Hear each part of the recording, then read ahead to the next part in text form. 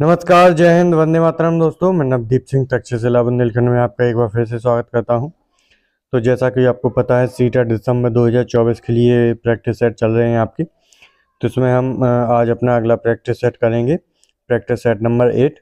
इससे पहले हम 7 कर चुके हैं। तो जिसने भी ना देखा हो, वो सीटेट प्रैक्टिस सेट वाली जो प्लेलिस्ट बनी हुई है उसमें जाके आप प्रैक्टिस सेट जरूर सॉल्व कर लें। इसमें हम अपने इंपॉर्टेंट जो क्वेश्चन हैं, आपके टॉप 10 क्वेश्चन, वो हिंदी पेडागोजी के करेंगे आपके। तो इसमें जो टॉप 10 क्वेश्चन होंगे वो आपके सामने होंगे और डिस्कस करेंगे उनके आंसर को। तो आप जो भी आपको लगे कि ये लिखने लायक है तो आप उसको वन लाइनर टाइप में नोट डाउन जरूर कर लें, क्योंकि ये पेडागोजी है, यहाँ से थ्योरी वाइज ही क्वेश्चन पूछे जाते हैं। तो इस वीडियो को ज़्यादा से ज़्यादा लाइक करके अपने सभी दोस्तों तक, मित्रों तक शेयर जरूर कर दें। और जिसने भी अभी तक हमारे चैनल को सब्सक्राइब ना किया हो, वो सब्सक्राइब करके बेल आइकन को जरूर प्रेस कर लें। तो चलिए बिना समय गवाए हुए अपना देखते हैं पहला क्वेश्चन। तो ये रहा हमारा पहला क्वेश्चन। इसमें क्या पूछा गया है, 2 वर्ष 3 माह का एक बालक अपनी माता को एक पुस्तक पढ़ते हुए देखता है। वह भी पुस्तक के पृष्ठ पलटता है और पुस्तक को उलटता पुलटता है और मुद्रित भाषा को पढ़ने का प्रयत्न करता है। इस बच्चे को किस श्रेणी में रखेंगे? प्रारंभिक डैश। तो प्रारंभिक पाठक होगा, प्रारंभिक श्रोता होगा, वक्ता होगा, या फिर अवलोकन करता होगा। तो वक्ता तो होगा नहीं, क्योंकि वह पढ़ने की कोशिश कर रहा है, ना कि बोलने की। और ना ही आपका क्या होगा, श्रोता होगा। तो ये दो तो पहले ही कैंसिल हो जाएंगे। अब आपका अवलोकन करता भी हो सकता है और पाठक भी हो सकता है। इन दो ऑप्शन में आप कंफ्यूज होंगे। तो वह अवलोकन करता नहीं होगा। क्या होगा आपका? ऑप्शन नंबर 1 इसका सही आंसर हो जाएगा, क्योंकि वह क्या करता है, पढ़ने की, मुद्रित भाषा को पढ़ने की प्रयत्न करता है। तो वह प्रारंभिक पाठक की श्रेणी में आ जाएगा आपका। तो ऑप्शन नंबर 1 इसका बिल्कुल सही आंसर हो जाएगा, ऑप्शन नंबर 1। अगले क्वेश्चन पर चलते हैं। इसमें क्या बताया गया है, बालकों में दक्षता के साथ दूसरे के भावों, विचारों को समझने तथा अपने विचार समझा पाने के कौशल का विकास करने के लिए उपयुक्त उपागम है। तो जो बालक है उसमें दक्षता के साथ अपने भावों को दूसरे के समझाने तथा दूसरे के जो भाव हैं उसको समझने के कौशल का विकास करने के लिए क्या सबसे इम्पोर्टेंट होगा, ये पूछा गया है। आपको जो क्वेश्चन है वो अच्छे से धीरे से पढ़ना है, ना कि जल्दी जल्दी, जिससे उसके जो उसमें भाव छुपे हुए हैं, जो क्वेश्चन में पूछना चाहता है, वो आप अच्छे से ग्रहण कर पाएँ, समझ सकें। तो पहला ऑप्शन है वाद विवाद, दूसरा कहानी सुनाना, तीसरा श्रुतलेख और बाल साहित्य। तो बाल साहित्य भी नहीं होगा, क्योंकि एक दूसरे के समझने के लिए दूसरा इंसान भी होना चाहिए। बाल साहित्य किताबें होती हैं आपकी, मैगजीन होती हैं, तो ये भी नहीं होगा। श्रुतलेख में आपको लिखना पड़ता है, तो ये भी नहीं होगा। आपके जो दो ऑप्शन होंगे, कहानी सुनना या फिर वाद विवाद, कहानी सुनाना या फिर वाद विवाद। तो कहानी सुनाना भी नहीं होगा, क्योंकि आप जब कहानी सुनाते हैं तो आप ही एक साइड से एक्टिव होते हैं, सामने वाला आपका पैसिव में होता है, इनएक्टिव होता है, वह सुनता है। तो जबकि आपको विचारों, भावों को आदान प्रदान के लिए सहायता चाहिए कि समझ सकें, तो आपका वाद विवाद इसका सबसे इम्पोर्टेंट ऑप्शन है और सबसे सही आंसर होगा इसका वाद विवाद। ऑप्शन नंबर 1 इसका बिल्कुल एग्जैक्ट सही आंसर हो जाएगा। ठीक है, अगले क्वेश्चन पर चलते हैं। तो हम बिल्कुल बिना समय गवाए हुए आपके जो क्वेश्चन है वो करते हैं, जिससे कम से कम समय में आपका जो प्रैक्टिस सेट ज़्यादा से ज़्यादा आप तक पहुंचा पाएँ। तो इस वीडियो को ज़्यादा से ज़्यादा लाइक करके सभी तक शेयर जरूर कर दें। इसमें क्या पूछा गया है आपसे, शौर्य अक्सर अखबार को सरसरी तौर पर पढ़ता है, किंतु नौकरी संबंधी विज्ञापन में दी गई जानकारी या सूचना को विशेष ध्यानपूर्वक पढ़ता है। शौर्य द्वारा किया गया ध्यानपूर्वक पठन कहलाता है। तो जो उसका जो शौर्य है, उसका आदत क्या है, तो वो अखबार को बहुत जल्दी जल्दी जो हेडिंग होती हैं वो पढ़ लेता है। लेकिन जो आपकी नौकरी संबंधी विज्ञापन होता है, जो जानकारी दी जाती है, उसको बहुत ही अच्छे से पढ़ता है, ध्यानपूर्वक पढ़ता है। तो उसको क्या कहेंगे, द्रुत पठन कहेंगे, सरसरी दृष्टि से पठन कहेंगे, सामान्य जानकारी के लिए पठन कहेंगे, या बारीकी से पठन। तो आपको ये तो पता है कि द्रुत पठन नहीं होगा, इसका सरसरी दृष्टि से पठन नहीं होगा, क्योंकि आपको क्या बताना है, जो नौकरी संबंधी विज्ञापन में दी गई सूचना को विशेष ध्यानपूर्वक पढ़ता है। शौर्य द्वारा ध्यानपूर्वक पठन क्या कहलाता है, तो ध्यानपूर्वक पठन का बताना है, तो सरसरी दृष्टि से पठन ये गलत होगा आपका। अब इसके लिए सामान्य जानकारी के पठन या फिर बारीकी से पठन, इन दोनों में आपको कन्फ्यूज़न होगा कि इनमें से क्या हो सकता है। तो सामान्य जानकारी के लिए पठन नहीं कर रहा है वो क्या कर रहा है, नौकरी के लिए जो विज्ञापन दिया गया है उसको बहुत ही विशेष ध्यानपूर्वक पढ़ रहा है, तो उसकी वो बारीकी जानना चाहता है कि इसमें क्या क्या दिया गया है क्या नहीं। तो इसका ऑप्शन नंबर 4 जो है वो बिल्कुल सही आंसर हो जाएगा, बारीकी से पठन। आगे देखते हैं अगले क्वेश्चन में, इसमें क्या पूछा गया है आपसे, भाषाई कौशल सीखने का सर्वाधिक उपयुक्त तरीका है।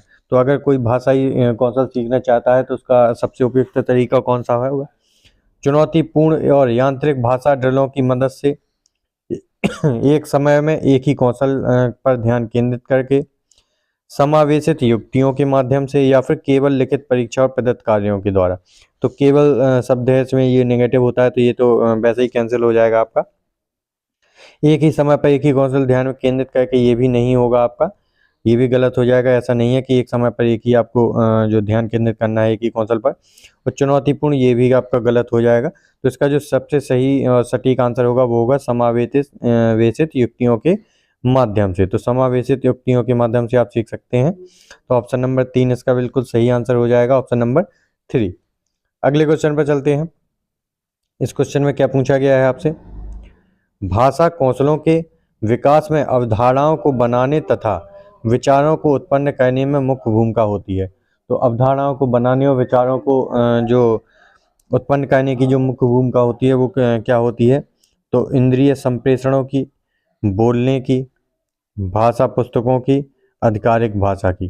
तो इन सभी में से किसकी जो मुख्य भूमिका होती है वो किसकी होती है, तो जो आपका ऑप्शन नंबर 1 है, इंद्रिय संप्रेषणों की, इसकी बहुत ही मुख्य भूमिका होती है। ऑप्शन नंबर 1 इसका सही आंसर होगा। जब भाषा विकास के कौशल में विकास की अवधारणाओं को बनाने, किसमें, भाषा कौशल के विकास की अवधारणाओं को बनाने और विचारों को उत्पन्न करने में आपके जो इंद्रिय संप्रेषण है इनकी सबसे मुख्य भूमिका होती है। तो ऑप्शन नंबर 1 इसका बिल्कुल सही आंसर है। अगले क्वेश्चन पर चलते हैं। इसमें क्या पूछा गया है आपसे, इसमें कहा गया है पठन कौशल में 8 से 10 वर्ष आयु वर्ग के बालकों में निम्नलिखित में से कौन सी क्षमताएं आ जानी चाहिए। तो जो पठन कौशल में जो अगर बच्चा 8 से 10 साल का है तो उसमें कौन कौन सी जो क्षमताएं हैं वो आ जानी चाहिए, अर्थ ग्रहण करते हुए स्पष्ट पठन की क्षमता, वाक्यों छेदों का पूर्वापर संबंध स्थापित करते हुए सारांश ग्रहण करने की क्षमता, परिच्छेद में आए हुए कथन का अर्थ ग्रहण करने की क्षमता, या फिर उपयुक्त सभी। तो इसका क्या आंसर सही होगा, कौन सी क्षमताएं आ जानी चाहिए, तो जो आपका ऑप्शन नंबर डी है ये बिल्कुल सही आंसर होगा, क्योंकि ये तीनों क्षमताएं उसमें आ जानी चाहिए अगर 8 से 10 साल का बालक है तो ऑप्शन नंबर 4 इसका बिल्कुल सही आंसर हो जाएगा। अब जरूर अगर समझ में नहीं आता है तो क्वेश्चन को दोबारा रिपीट करके आप देख सकते हैं। अगले क्वेश्चन पर चलते हैं। तो ऑनलाइन पढ़ने का यही सबसे अच्छा होता है, फ़ायदा होता है कि आप दोबारा फिर से रिपीट कर सकते हैं क्वेश्चन को। लेखन के उत्पाद उपागम का निम्नलिखित में से कौन सा कथन सत्य है।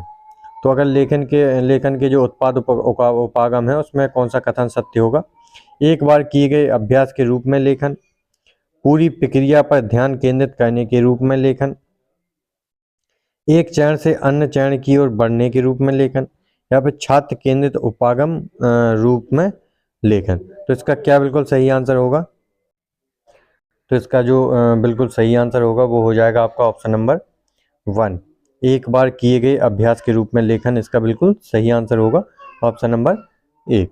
अगले क्वेश्चन पर चलते हैं। थोड़ी मैं स्पीड तेज रखता हूं जिससे आपको कम समय में ज़्यादा से ज़्यादा क्वेश्चन आप प्रैक्टिस कर सकें, क्योंकि आपके पास अब बिल्कुल कम ही समय बचा है। तो ज़्यादा से ज़्यादा आप जितनी प्रैक्टिस कर लेंगे वो आपके लिए बहुत ही इंपॉर्टेंट होगी, बहुत लाभदायक होगी। अगले क्वेश्चन पर चलते हैं। रोहन पुस्तकालय से किताब जारी करने से पहले शीर्ष पृष्ठ, विषय वस्तु और पृष्ठों को क्रम रहित पलट कर पढ़ता है। यह किस प्रकार का पठन का उदाहरण है, तो गहन पठन, व्यापक पठन, तीव्र पठन, या फिर अवलोकन। तो कौन सा हो जाएगा आपका इसका, तो वो क्या करता है, किताब जारी करने से पहले उसके शीर्षक पृष्ठ पढ़ता है, विषय वस्तु पढ़ता है, पृष्ठों में क्रम रहित पलट कर आगे पीछे करके देखता है जल्दी जल्दी। तो वो क्या करता है आपका, तो वो करता है आपका तीव्र पठन। क्या करता है? तीव्र पठन करता है। वो जल्द जल्द जो जानकारी होती है वो देख लेता है कि इसमें सब है कि नहीं है। तो ऑप्शन नंबर 3 इसका बिल्कुल सही आंसर हो जाएगा आपका, ऑप्शन नंबर 3। आगे चलते हैं। इसमें क्या कहा गया है? भाषा कौशल किसी व्यक्ति को उचित और प्रभावी पारस्परिक संचार के लिए भाषा को समझने और उत्पन्न करने की अनुमति देता है। क्या आप उपरोक्त कथन से सहमत और या असहमत हैं? तो वो क्या कह रहा है? भाषा कौशल किसी व्यक्ति को उचित प्रभावी पारस्परिक संचार, पारस्परिक संचार मतलब एक दूसरे से बात करने के लिए, भाषा को समझने और उत्पन्न करने की अनुमति देता है। बिल्कुल सही बात है, भाषा कौशल का यही काम होता है। तो बिना समय गवाए हुए इसका सही आंसर क्या हो जाएगा? मैं इस कथन से बिल्कुल सहमत हूँ, बिल्कुल सही बात कही गई है इसमें। ऑप्शन नंबर 3 इसका बिल्कुल सही आंसर हो जाएगा, ऑप्शन नंबर 3। आगे चलते हैं। अगले क्वेश्चन में क्या पूछा गया है आपसे? लेखन प्रक्रिया के किस चरण में विचारों को व्यवस्थित करना और लेखन के लिए एक रोड मैप तैयार करना शामिल है? तो लेखन के किस चरण में विचारों को व्यवस्थित करना और एक रोड मैप जो तैयार करना शामिल होता है?